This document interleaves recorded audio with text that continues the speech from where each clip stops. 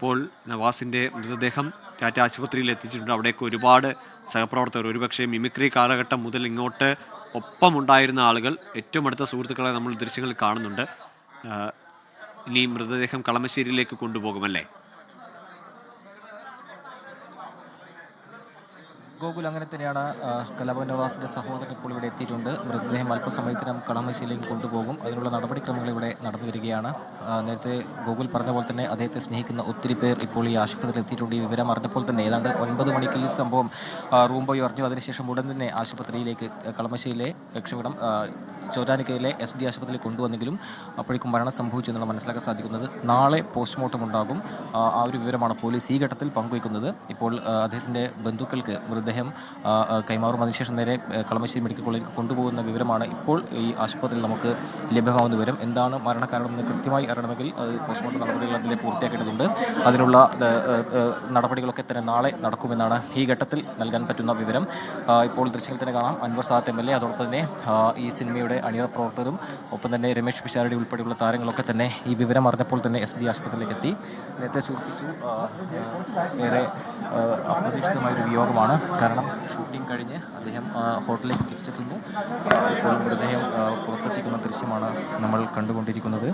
നേരെ കളമശ്ശേരി മെഡിക്കൽ കോളേജിലേക്ക് കൊണ്ടുപോകും. ഏതാണ്ട് 9:15 കൂടിയാണ് SD ടാറ്റ ആശുപത്രിയിലേക്ക്, ചോറ്റാനിക്കയിലെ ആശുപത്രിയിലേക്ക് ഇവിടെ കൊണ്ടുവന്നത്. അതിനുശേഷം അപ്പോഴേക്കും മരണം സംഭവിച്ചു എന്നാണ് മനസ്സിലാക്കാൻ സാധിക്കുന്നത്. പോലീസെല്ലാം തന്നെ ഇപ്പോൾ സ്ഥലത്തുണ്ട്. നാളെയാകും പോസ്റ്റ്മോർട്ടം നടക്കുക. അദ്ദേഹത്തിൻ്റെ അടുത്ത ബന്ധുക്കൾ എത്തിയ ശേഷമാണ് ഇപ്പോൾ മൃതദേഹം കളമശ്ശേരി മെഡിക്കൽ കോളേജ് ആശുപത്രിയിലേക്ക് മാറ്റുന്നത്.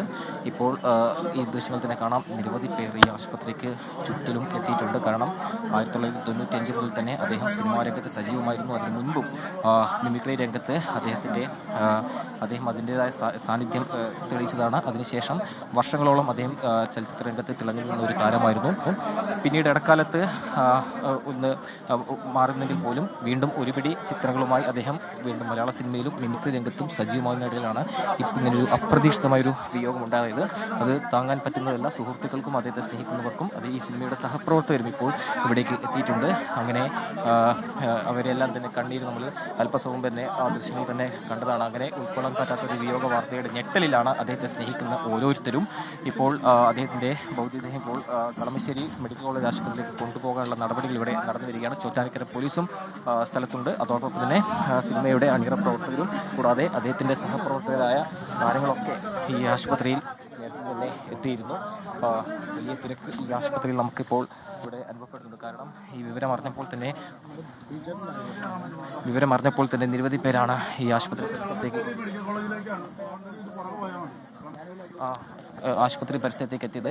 എന്തായാലും ഇപ്പോൾ മൃതദേഹം ആംബുലൻസിലേക്ക് കയറ്റി നേരെ കളമശ്ശേരി മെഡിക്കൽ കോളേജിലേക്ക് കൊണ്ടുപോകും എന്നാണ് ഈ SD ആശുപത്രിയിൽ നമുക്ക് നൽകാൻ പറ്റുന്ന വിവരം.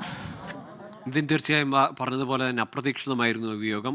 പ്രിയപ്പെട്ട കലാകാരൻ, ഏറെ മലയാളികളെ ചിരിപ്പിച്ച ഒരുപാട് ശ്രദ്ധേയമായ സിനിമകളിൽ ഒരുപക്ഷെ നായകവേഷത്തിനോടൊപ്പം പോന്ന സഹനടൻ അല്ലെങ്കിൽ കൂട്ടുകാരനൊക്കെയായി അങ്ങനെ നിറഞ്ഞു നിന്നൊരു നടനാണ്.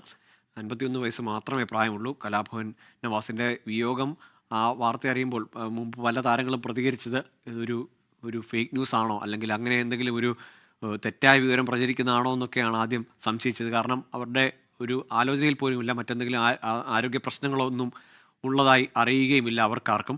പക്ഷേ ഒരു അപ്രതീക്ഷിത വിയോഗം തന്നെ. ചോറ്റാനിക്കരയിൽ ഷൂട്ടിങ്ങിന് ശേഷം കഴിഞ്ഞ കുറേ ദിവസങ്ങളായി, കഴിഞ്ഞ മാസം പകുതി മുതൽ തന്നെ ഈ പ്രകമ്പനം സിനിമയുടെ ഷൂട്ടിങ്ങിലായിരുന്നു കലാഭവൻ നവാസ്. അവിടെ നിന്നാണ് ഇന്ന് പാക്കപ്പായിരുന്നു. ഷൂട്ടിംഗ് എല്ലാം കഴിഞ്ഞ് ആ സിനിമയുമായി ബന്ധപ്പെട്ട എല്ലാ ഷൂട്ടിംഗ് പൂർത്തിയായ ശേഷമാണ് ഇന്ന് ആ ഹോട്ടൽ റൂമിൽ നിന്ന് വെക്കേറ്റ് ചെയ്യുമെന്ന് അറിയിച്ചിരുന്നു 9 മണിയോടെ. പക്ഷേ പുറത്തേക്ക് കണ്ടില്ല.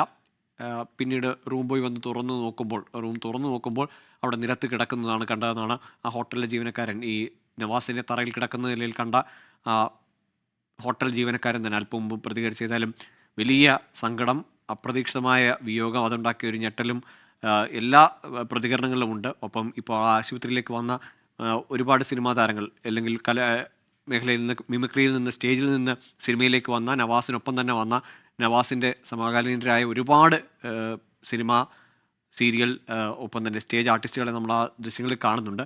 അവർക്കെല്ലാവർക്കും ഉൾക്കൊള്ളാനാവാത്തൊരു വിയോഗമാണ് ഇപ്പോൾ ഈ മണിക്കൂറിൽ നമുക്ക് പങ്കുവെക്കാനുള്ള വാർത്ത. ലോകത്തെവിടെയായാലും ഏത് സമയത്തും 24 വാർത്തകളും ഓഗ്മെന്റഡ് റിയാലിറ്റി പാക്കേജുകളും എക്സ്പ്ലെയിനറുകളും വിശദമായി കാണാൻ ഞങ്ങളുടെ യൂട്യൂബ് ചാനൽ നിങ്ങൾക്ക് സബ്സ്ക്രൈബ് ചെയ്യാം.